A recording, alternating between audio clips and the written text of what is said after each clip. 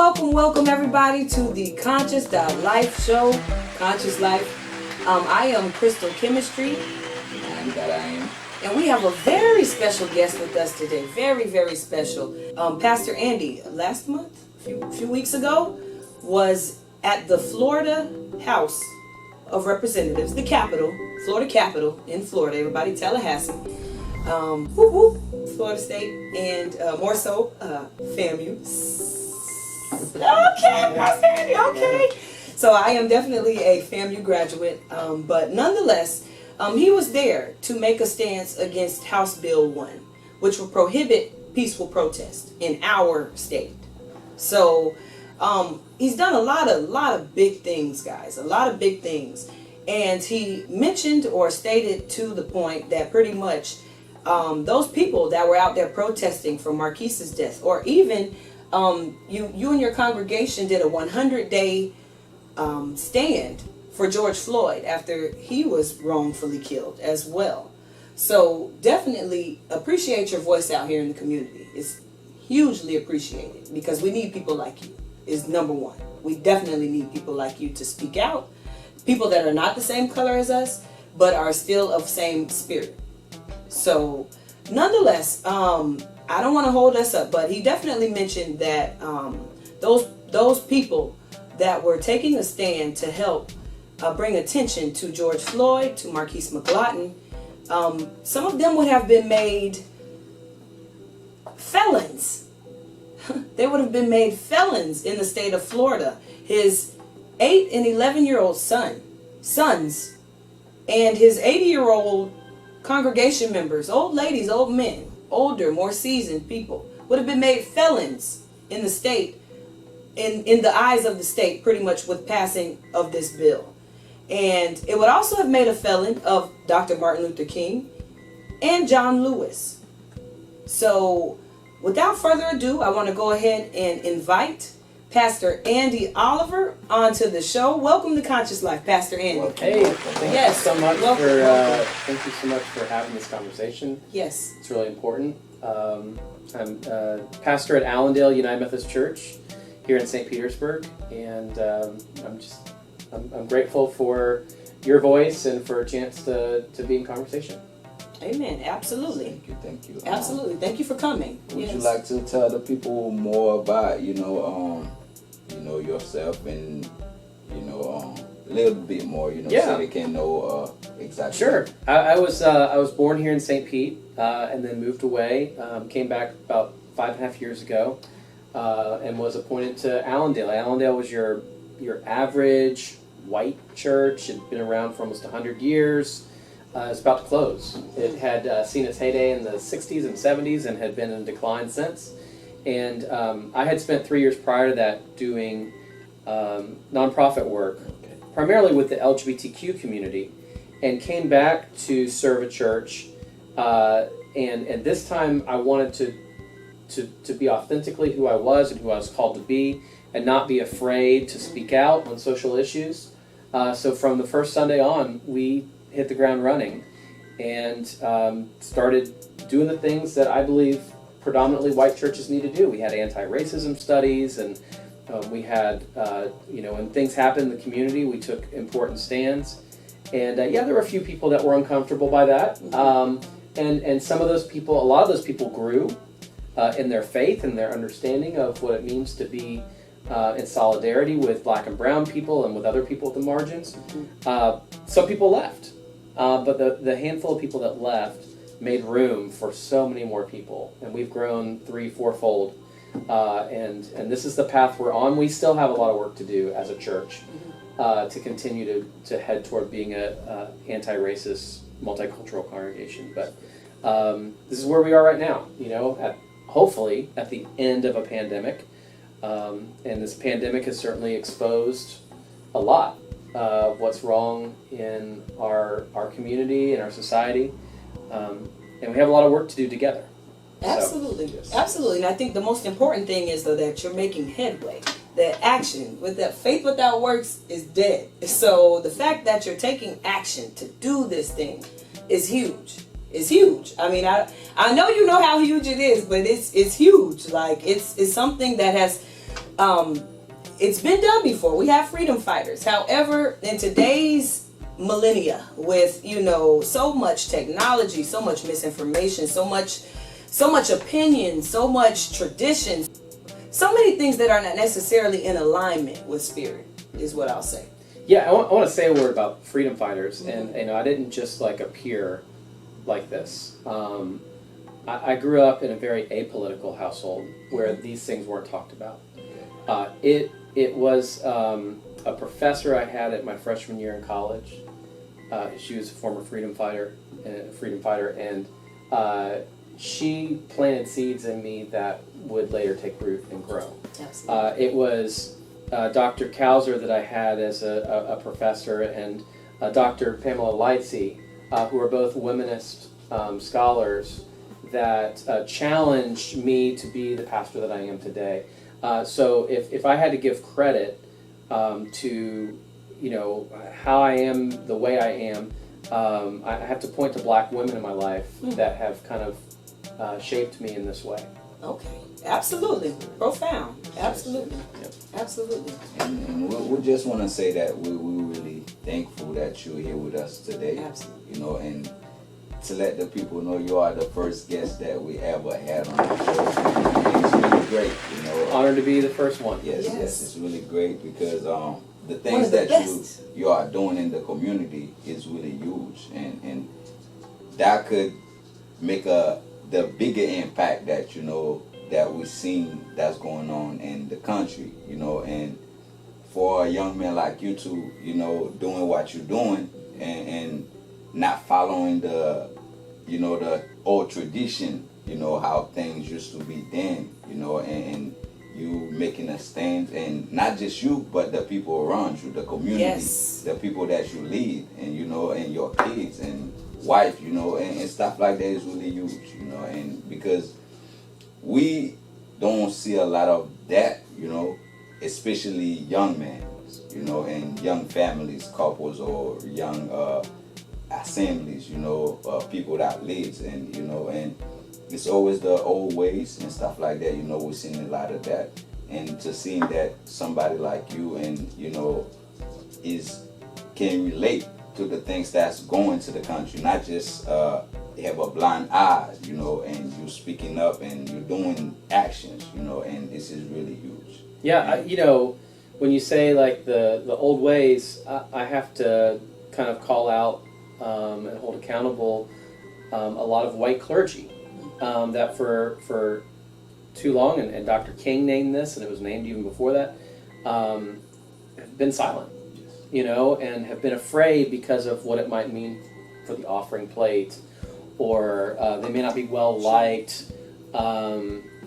They have not taken their responsibility to be bold and courageous and follow the prophetic office to which they've been called as pastor, and to do what Jesus did. Jesus named evil. When Jesus saw evil, he named it evil. Yes.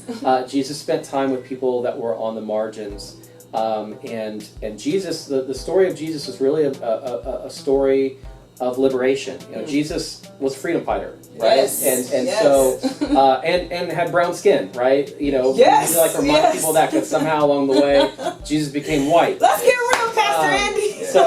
So when you talk about the old ways, there are people along the way that kind of pointed to where we need to be, all along the way, and those are the people that I look to for my inspiration for how I lead.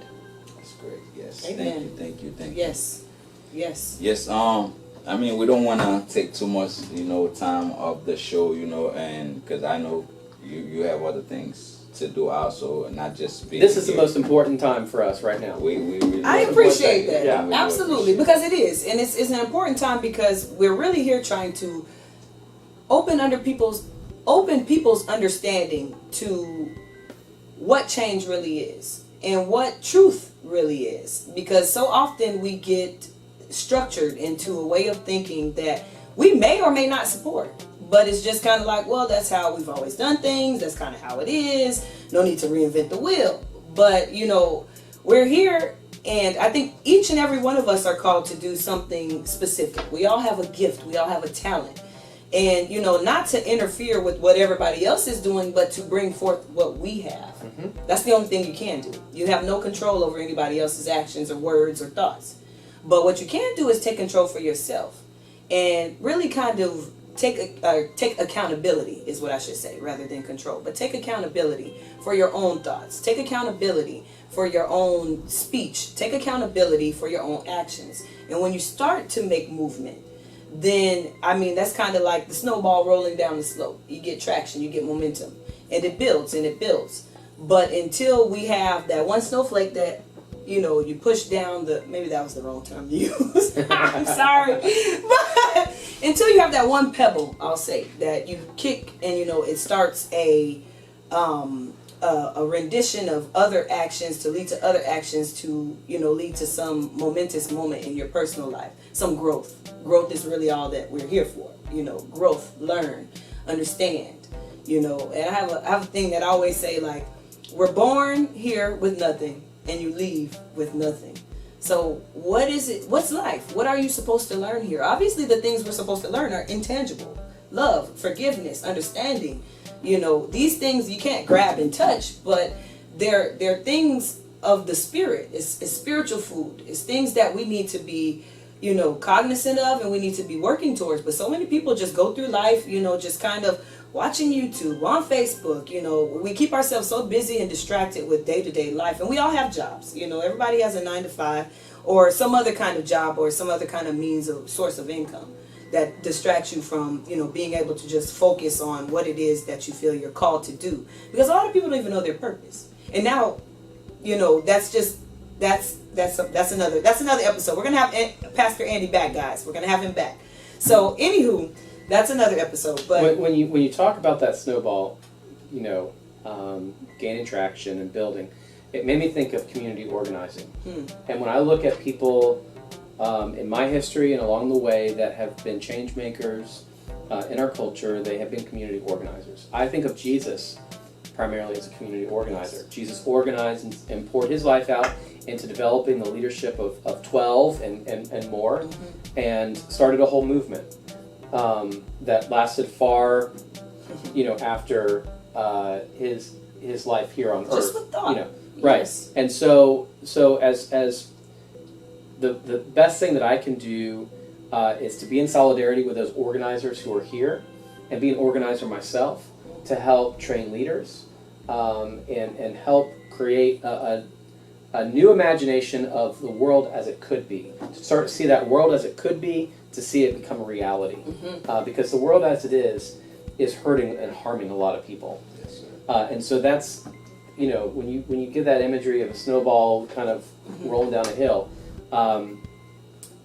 people, the power is with the people. And we need to harness those gifts that people have to help organize them, and together, it doesn't matter how powerful or how corrupt a city council or a state legislature is. Yes. Legislature is. When people harness their gifts together, they're unstoppable. Unstoppable. Yes, sir. Agreed. The collective is much more powerful than, any individual that has any individual claim. Yes. Absolutely. Because at the end of the day, we're all one. One. We're all one. We're all one people. We come from the same thing. We come from the same, great, omnipotent, omniscient mind that has created us here. So regardless of, what it is you believe or what you think or what your gender or whatever your sexual preference is or whatever, it does not matter. We are all one people, and we're all here to experience and understand life the way that we perceive it. So, and we're here to work together, not tear down, not destroy, not, put down anybody else that's not hurting or harming you. Now, obviously, if there are things that are, physically detrimental to your spirit, you should probably just leave them be. Don't interact with that. You don't have to necessarily, be a part of that. But what you do need to be is on the defense. You do need to have some sort of, defense, I guess, thought that's not going to be something that you want to, or what they say, if you stand for something, you'll never fall for anything.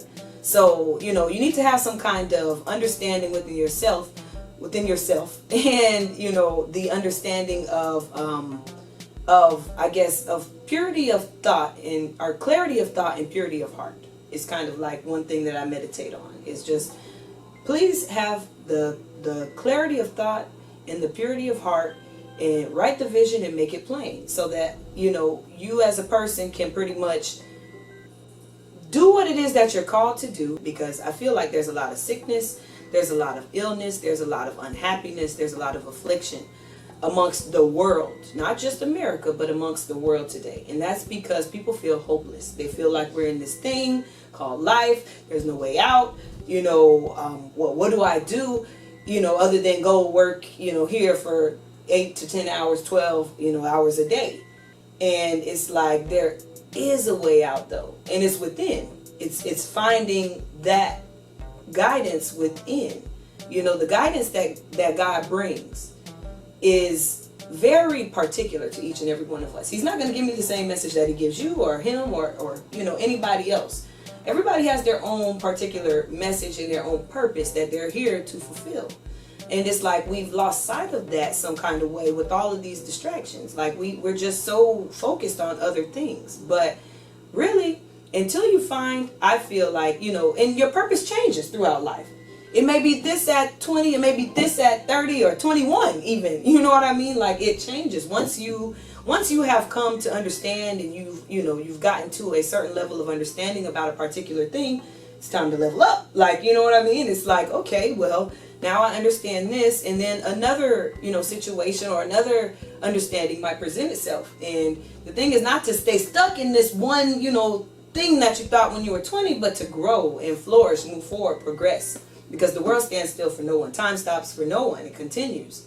So it's just like, navigating back to, I'm sorry, while we're here, I'm sorry guys, but. Well, you talked about keeping it plain, and I think that in this moment, keeping it plain means boldly stating that, yes, Black Lives Matter. Mm-hmm. Yes, like we have to protect the right of free speech right now in the state legislature. Yes. With, you're talking about earlier about HB1. Yes. We have to help those who are hurting. We're not all in this together with this pandemic. There are some of us that are doing very well, and some of us that are struggling mightily, that were already struggling before, but the underbelly has been shown. Mm-hmm. And so we have to be able to name those things. And so many so-called leaders that I'm seeing get stuck in this wanting to not name things as they are, or to mask the harm and hurt that's being done.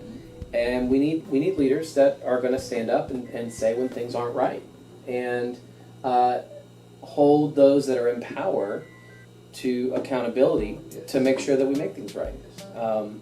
And whether they're on the red team or the blue team, right? Which is really the same team. So we need to, whether it's elected officials or those that have power because of their money or developers or whatever, it's that group of people that are really harming a mass amount of people, and we need leaders to help push through that. Yes, and that's great that you're saying that, and that's actually lead to the next questions that I was going to ask. And I just want to know exactly what do you see us currently as a nation with racial and social tension and injustice that's going on, as far as you can't really, like you said earlier, you can't really speak. You don't even have freedom of speech, and you can't even protest against something that's wrong, and the things that's going on, like somebody might say you stop by a police officer, say, okay, I stopped by a police officer, and whether I'm in the wrong or right, something could go wrong, Yeah, well, let's talk about that. Like if you and I both got pulled over after this interview by a police officer here in St. Petersburg, our experiences would be very different. Yes. Right? Yes.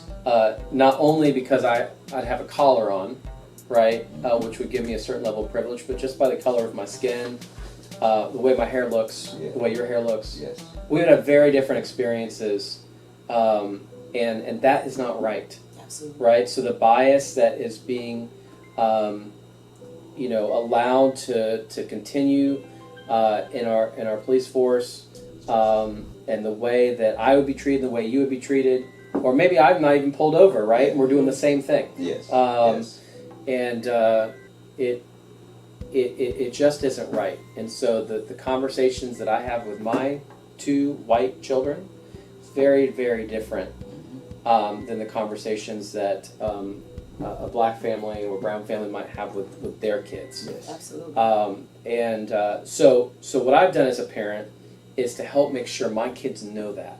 I want them to see that. I want them to experience it. I want them to understand the injustice that is present. So I'm investing myself and pouring myself into these 2. If I can double my efforts and create, and the 2 of them are activists and organizers on their own. Okay. When they see things that aren't right, they went with me to Tallahassee last week, and they gave public comment on 2 bills that they didn't think were right. One of them would require a guidance counselor. If a child came out to them as gay, the guidance counselor would be required to tell a parent. Yes. And my 8-year-old said that's the opposite of what a guidance counselor is supposed to do. Right. He said if I have to tell my guidance counselor something and I haven't told my parents, then probably something's wrong at home. Mm-hmm. And unless I'm hurting myself or someone else, Right. that needs to be a safe space Absolutely. for me. Yes. And so anyway, my kids, I want them to grow into humans that understand their privilege, and that are going to use their privilege to do something about changing the world, so that we can see equity. They can continue this fight, this long fight, and this journey for liberation and equity. Yeah, that's great. Absolutely. That's exactly That's right. amazing. Yeah. That's amazing because it starts at home. I mean, they're the future generation that will grow up to, have an influence on the world. But I have a flock too, right? So I have a congregation. So Absolutely. And so many people look at Allendale and think, oh, they're a church that gets it. Mm-hmm. But guess what? We've got all kinds of people in the church, and even myself too. You spoke about growing. I have more growth to do. We all do. And so we are constantly on this journey. And if any part of my congregation's journey leads to the exploitation or the oppression of someone else, then it's not of God. Absolutely. Agreed. And so we have to constantly be asking the question, is what we're doing leading to liberation? Yes. Because when oppressed people are liberated, Dr. King told us that we are all liberated. Mm-hmm. That our liberation is wound up and Yes. tied to each other in one garment. And so that's the most important work, and it's the work really that God set in motion through Jesus. And we've gotten away from that. Largely, yes. I would definitely agree with that. I would say that that's definitely something that we as, I guess, congregational people or even just people in general as a community, that we miss out on so many times. It's like, there's a bigger picture that we're supposed to be working towards. And so often we get caught in this little, this is what I'm going to do. This is what is or what's not or whatever. But what's right is right and what's wrong is wrong at the end of the day. So if you're not, what's the old adage? If you're not part of the solution, then you're part of the problem. So it's, are you moving things forward? Are you teaching your children what's right from wrong? Are you teaching them, the understanding of, there are people that get treated differently. There are things that, could be, and there's for no particular reason other than somebody thought it in their mind. This is why I keep going, like with thought and purpose and understanding, because it's really influential. People have to know where they're going, why they're going, and make the move. And learning and growth is a lifelong lesson. You're going to do that till the day you die. That's not going to stop once you reach 50. You're not going to reach 50 and be like, I'm done growing now, it's good. No, life will continue until the day you die. Growth, progress, movement will continue until you're here, until you're done here. So your work is done here. So it's just kind of like, it's so important to definitely teach the younger generation, or even just anybody that you have sphere of influence on. You know what I mean? Absolutely. Yeah, I saw that here too. But anywho, anybody that is within your sphere of influence or your circle, you know what I mean? Or even outer circle or outer circle. Anybody that you're connected to, that it reflects in you that, you know, this is what I'm trying to do. Because just like you mentioned, there were people that influenced you. That's kind of how the world works. We all are influenced by particular people, particular things, and more so, that's the shell of it, but the spirit that has ordained it to influence our lives. Sure. So, you know, I'm grateful. Again, I'm grateful that you're here and you're actually speaking with truth, and you're you know, communicating a message that we all know, but so often, and you're a pastor, so many will not acknowledge. Like it's like a shut down idea. Like, oh no, you know. So I have a responsibility as a white person to collect my own. Surely. My family, my congregation, and whatever circles that you come in contact with. Absolutely. Absolutely. And, you know, here in the South, we had Jim Crow. We had a lot of other laws that were passed specifically for the people here in this area. Sure, absolutely. So I think people from, you know, the South, not that they have a different burden to bear or whatnot, but there's a different understanding of, or a different side of racism that we see. You know, I think everybody experiences racism in some form or fashion, whether you're black, white, you know, Asian, Hispanic, it doesn't matter. Regardless of what it is, I think everybody experiences some, you know, biased injustice. But at the same time, it's like here, it's been targeted. It's been very targeted. It's been systemic. It's been codified into law. It's been part of every institution. Yes. Every institution that came up that was white-centered, that was, you know, during the rule of white supremacy, which is still going on, is systemically, is designed, either consciously or subconsciously, to keep people who look like me in power. And more wealthy, and people who look like the two of you, you know, not. And we have to dismantle that. Yes. We have to dismantle that if we are going to really operate as one. Absolutely. Absolutely. And that kind of leads me into our next question, which is like, so capitalism, racism, is there a tie? Is there Absolutely. A correlation there of some sort? Yeah. You know, capitalism does so much harm, but it is absolutely tied in. You know, capitalism is a white supremacy system, and it not only does harm to black folk, but it does harm to white folk at a lower class. But what the construct where white supremacy ties in is this idea that as long as, no matter how poor you are, as long as you're white, you are still a higher class than a person of color. And so when that starts to get disrupted, we start to see a lot of the vitriol and hate and white supremacy become very blatant from white folk. Or you might hear a white person say, well, I don't have privilege, I am, you know, I'm poor. And so it's the same dynamic that's at play when we try to introduce a $15 minimum wage, and someone in the middle class says, well, you know, someone working at McDonald's shouldn't make as much as I'm making. You know, and so pitting each other against each other, right, allows those at the very top of capitalism to continue. If everyone else here is fighting each other, then they're not paying attention to what's happening at the top 1%. United we stand, divided we fall. Right? Surely. And so the goal of capitalism, one of the goals of capitalism, is to keep these different groups fighting against each other, while this group continues to profit and prosper. Absolutely. And so we also tend to ignore a lot of the ways that we have embraced socialism as a community, the ways that, you know, our roads, our libraries, our schools, you know, the infrastructure that we have and that we all benefit from.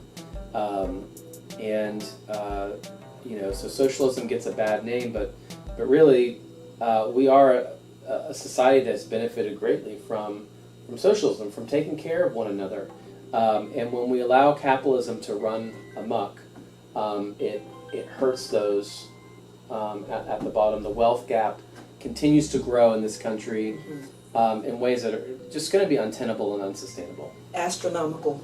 Yeah, now we're in like the trillions. You know, when I was a kid, a million was actually the biggest you can get. And then we have, you know, some of these other big corporations that came in, and now it's a billionaire. And then, you know, now we have, with this pandemic, trillionaires. And it's like, it just keeps growing and growing and growing. A little bit in the picture. I'm sorry, am I out of there? You're starting to scoot out of the picture. Thank you.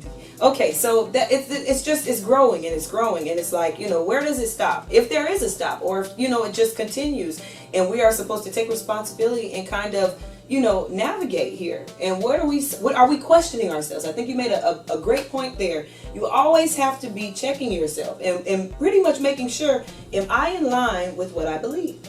Am I in line with this thought, this understanding? You know, am I doing that? Am I fulfilling that thought? Mm-hmm. So, you know, it's just from one thing to the other. Like, you know, I think that we're at this place, we're at this space and time, and I think it's a very pivotal time for us to make change for everybody. Again, not just, you know, one community or the other, but definitely Black community, definitely the white community, definitely any other community that finds itself interwoven into the American material here, at least in this country. And it's not just this country, but it's worldwide, really, because this country is just like a microcosm of what goes on in other countries, like, you know what I mean? So it's like, here is the change, and it is one of the most powerful, one of the most wealthy countries in the world. However, you know, our literacy rate here, why can't I speak today? I'm sorry, guys. Our literacy rate here is among, you know, some of the lowest around the world. How is that? You are the wealthy, and, you know, you're the powerful, and you're the all is all, you know, you're the end all be all. Like, how are you the most wealthiest country, most powerful country, and yet your literacy rate is below like marginal average, like 40-50% almost? It just doesn't make any sense. So, you know, now is the time. Definitely at home is the first place that you learn. You know, you learn by learning and looking actually what your parents do, and what, you know, other influences in your life do. And that's kind of how thoughts and, you know, understandings begin to materialize. And then once you go into school, you meet other people and your experience, you know, grows. And then you go to another school and you meet other people and your experience grows wider, and you progress, and we're like flowers that, you know, you need water though. You know, flowers don't survive unless you're an air flower. But flowers don't survive, there's an exception, you know, they're almost, but not all of them. But, you know, just off of dirt, it needs other elements. It needs sunshine. It needs, you know, water. It needs, you know, that's its food, the sunshine. But there are things it needs. And it's the same process that we all go through. You know, we try to separate ourselves, but yet we're all the same. Even from, you know, a dog or to, you know, a tree outside. You know, these are things that we don't necessarily think of as conscious, but they are definitely interwoven into the network of being able to understand and calibrate, you know, some type of life, or we wouldn't be, you know, breathing per se, sustainable life. Right. So just respect, I think, in general, of all people, of all things, is kind of like the major idea. And I think that we're getting there. But one of the other questions I wanted to make sure I asked was pretty much, what needs to happen in order for there to be some kind of major shift, or just some kind of understanding that you think might help people in general, either in America or around the world, to make this leap from where we currently are in this current space to, you know, expansion, growth, and progress? So, you know, there are a lot of groups. I'll just speak here in St. Pete, for example. There are a lot of groups that are led by Black and brown people, Black and brown organizers, who are organizing for this change. And I have always found that joining with them in solidarity in their work is an answer toward progress. I believe in community organizing around issues that are harming and oppressing people, to bring change. Not for the sole purpose of that specific issue, but as you do that, you develop leaders that are also going to organize, and that's where the power starts to build. And so we see here, even in St. Pete, sometimes, the people we elect that we maybe think are going to do a good job need encouragement from the people to do the right thing when the rubber hits the road. And so that's where I think the power of change is. And it's looking back. Not only here, I can give examples of like the Dream Defenders who are organizing here in St. Pete, but I can, and when my congregation, for example, took part in a 100-day protest after George Floyd taking to the streets, it was with these organizations, right, that were organizing, and we joined them in solidarity. Absolutely. But I can point to groups throughout history that have been a part of this change and a part of bending the arc toward justice. Because if we don't do that, then the arc starts to go back the other way, as we have seen. And I think that is the answer. That I've been more and more convinced as I've grown older that is the answer to how we progress as a culture and a society toward equity and equality and liberation. Constant movement. Definitely. Organizing, yeah. Absolutely. Yep. So I think that if you're watching today and you want to know what you can do, plug into a group that is organizing around issues of affordable housing, or helping there to be equity right now in the vaccine distribution. Yes. Or fighting for gun reform, or protecting our schools, or protecting free speech, right? Fighting against HB 1 right now in the Florida House and the Senate and the legislature. Protecting our transgender kids or LGBTQ people, like all these different issues. You can get involved in organizing that is going to create change and create a more equitable society. But I'll say this too, if it's not at the same time, whatever your issue is that you're organizing with, people with disabilities, if it's not at the same time seeing the intersections of white supremacy and how that has been intertwined, then you may need to join a different group. Yeah. Because white supremacy is at the root and the core of all of these isms that we need to fight together. So that's what you can do. Get involved, join in solidarity, and as a white person, a white leader in this community, white people in the fight for liberation, especially anti-racism fight, have taken up too much space. Okay. And so my role is different. It is oftentimes in the background, in solidarity, taking direction from black and brown people. It may occasionally look like me organizing my congregation to take an intersection after church and stop traffic and demand that the state attorney arrest a murderer of Marquise McLaughlin. It may occasionally look that way, but I can't take up too much space when there are organizers that are doing this work, because then it becomes all about me, right? And we're all working together. That's right. Mm-hmm. So that's what I have to offer. I think I have a lot of hope for the future because of these organizing efforts. This is why belief, faith, and transformation is so important, because people who have hope, people who have faith, people who have belief in something, they might not know how it's going to be done, but they're hoping and they're waiting and they're wanting. Their spirit is willing for a difference, willing for a change. Those people turn their situations around. Those are the people that we need. The shakers and the movers, quite like yourself. People who are willing to speak out. People who are willing to not just speak out.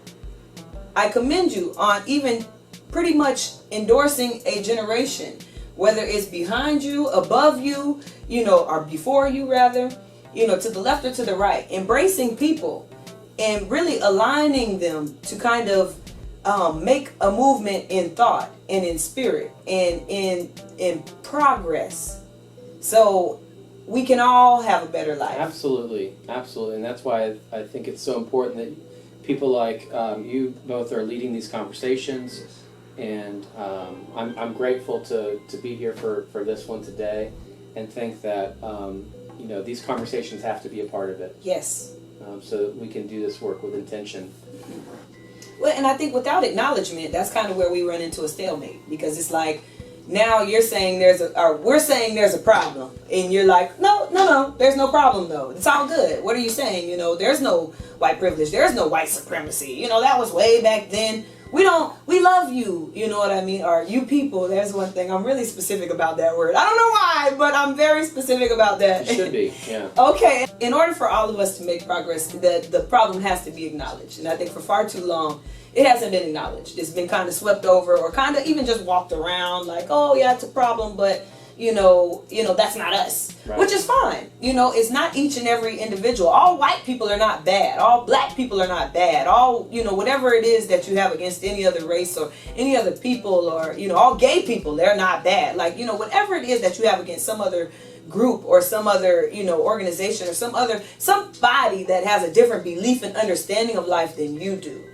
It's not perceptive on a level when you really start going inside and thinking about yourself. When you say, okay, you know, is that really how I feel, or is that a feeling that I've accumulated throughout life? Is that a feeling, you know, that I've done just to kind of maybe include myself, not to feel excluded from this group or that group or the people in my immediate community? You know, if I say I like this or I like that, the people in my immediate community might reject me.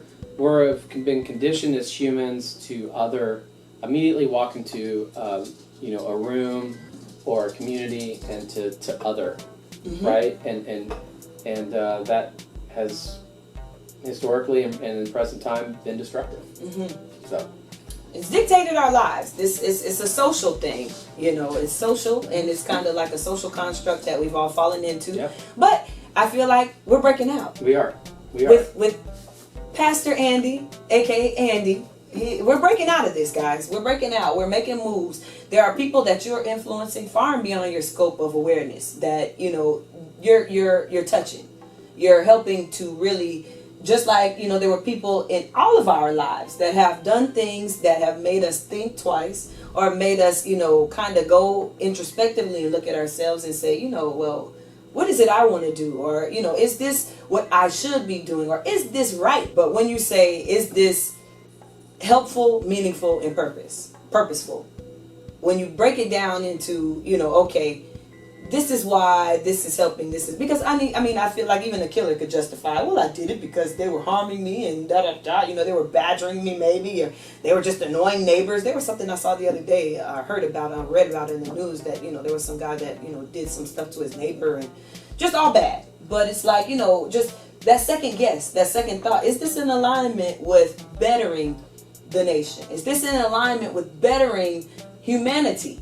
You know, because it's our each individual responsibility as people. And I know we've been broken up into sections, which is why I keep mentioning the states and, you know, the countries and whatnot. Our neighborhood. Yeah. In our neighborhood, specifically, in the microcosm of it all. But, you know, even down to our individual people. But for the most part, it's a wide scope. This is a worldwide issue. This is something that I think here in America we've dealt more with because of the oppressive nature of it being a business at one point. And America's all about capitalism. So black people were a business at one point in this country. And that is kind of like, you know, the big thing with, like, you know, maybe why we have so much issue transitioning into other parts of, okay, no, you know, just old ideologies, old thinking, you know, no, that's not what it is. But it's not the only place where there is, you know, racism, or there is classism even, because in other countries, you know, class, the money gap. The racial wealth gap that is present today is what we've inherited from slavery. Okay. Absolutely. Okay. I would agree. Yeah. And I would agree with that. So just moving forward, you know, we just want to make sure that you have an understanding of what it is we need to be doing as people, as individuals, as spirits among this world that we've been, you know, here at this time, in this place, in this space, to understand, to move forward in love and hope and prosperity, you know, so that everybody can reap the benefits of the fruit of love, of what it is that the world has to offer, per se, the universe, I'll say. When we say the world, sometimes in Christianity that gets mixed up with secular, you know, stuff. So I say the world as in universal presence, as in the essence of God, as in the omnipotent, omniscient, movement that we can't just say it's one thing or it's this thing or that thing. It's all encompassing. You know, the idea of just being better, progressing, making better choices for ourselves and the ones that come after us, making better decisions to, you know, just make a better lives for ourselves. And not everybody aspires to be a millionaire. Not everybody aspires to have wealth. Some people just want to have peace of mind. You know, some people just want to have, you know, no worry of, you know, of being hungry when we have trees that grow in abundance. You know, so just kind of spreading the awareness of what could be. Yeah. Like you mentioned, just kind of putting it out there because this is a world that you see. And this is a world that each and every one of us have an individual thought or understanding on, and that we can, you know, influence in some way. And what is it that your influence is on this thing? Well, I have one more question. Yeah, I don't know of course, if we have time. Yeah, of and course. stuff like that.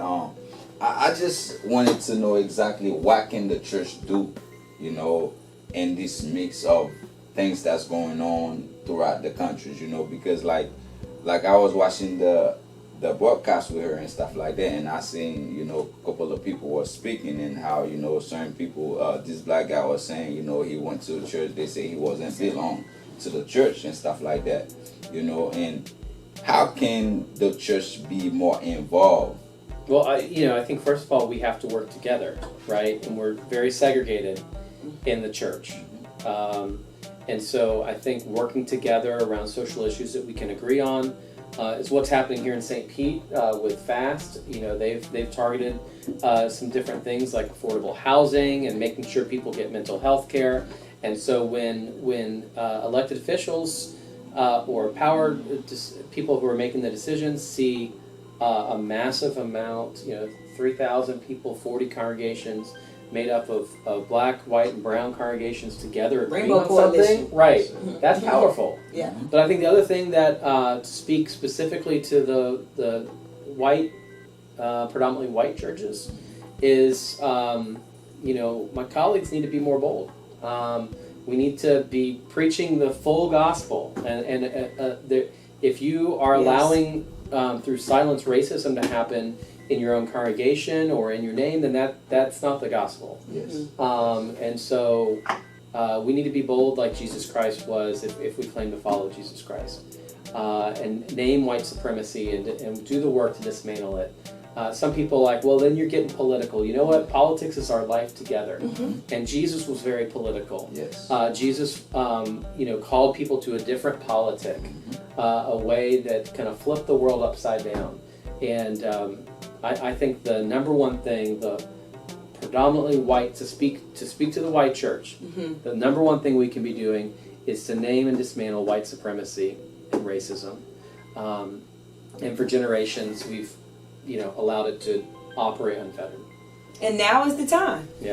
Now is the time. Yeah. Thank you so much, Pastor Andy. Absolutely. You've been amazing. I appreciate your time today. Yeah. I know we've kept you a little longer than That's anticipated. okay. I enjoyed it. But I and I'll be definitely back. appreciate it. Okay, y'all heard it here first. Yeah. Pastor Andy will be back with us, guys. Thank you so much for tuning in today. We definitely appreciate all of the knowledge and wisdom and understanding that Pastor Andy brought. Obviously, I am Crystal Chemistry. And I am that I am. And we shall see you next time. Have a wonderful day and a wonderful life. Yes, and don't forget to subscribe to our channels for more videos and conscious life. And we definitely will have Pastor Andy back on the show and stuff. And we appreciate Pastor Andy for coming here today to have that talk. He's the first guest that we have in the show. That's our first guest, and we really appreciate it, and that's meant a lot to us. Yeah, of course. You have such a powerful guest. Yes. And it meant a lot to us, and we really appreciate it. And we appreciate the things that you are doing in the community, the things that you are doing for the nation. Yes. Not just the community, because your voice is really a powerful voice, and people will hold those words or the things that you do, as great things as far as, things that to help us move forward as a nation and as a people. And we really appreciate it. We really appreciate the job that you're doing in the community. Thank you very much. Thank you. Absolutely. All right, guys. Take it easy. Until next time. Like and subscribe to the channel. Yes. All right, right. that's it. Yes. Thank you, Yes, Pastor thank you. Andy.